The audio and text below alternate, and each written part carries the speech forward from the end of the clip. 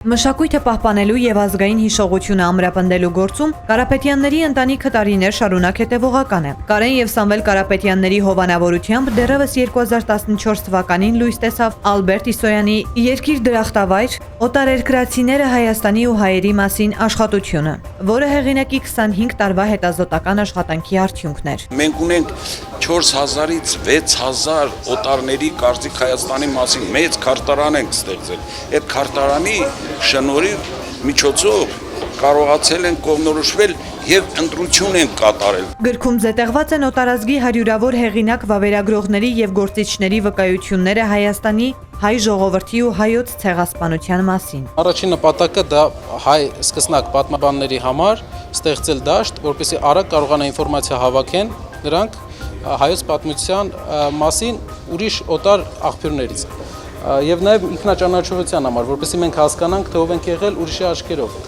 Եվ երկրորդը, որը ժամանակային առումով ավելի արդական է, մեր տարածաշրջանում տեղեկատվական հակամարտության ժամանակաշրջանում ենք ապրում եւ մեր հարևանները իրենց գումարներով, նավթային գումարներով փորձում են իրենց համար պատմություն կերտել։ Հիմնականում որ ժամանակ նաեւ մեր հաշվին։ Մենք այդ խնդիրը փառկաստու չունենք, մենք ուզում ենք միայն փաստերով, իրականությամբ ցույց տալ մեր պատմությունը։ Այստեղ իմի է բերված եւ հավաքել։ Այո։ Եվ ես մտածում եմ, որ այս գիրքը մի հատորով չէ, որ պիտի ավարտվի, որովհետեւ այնքան բան կա ասված մեր ժողովրդի մասին։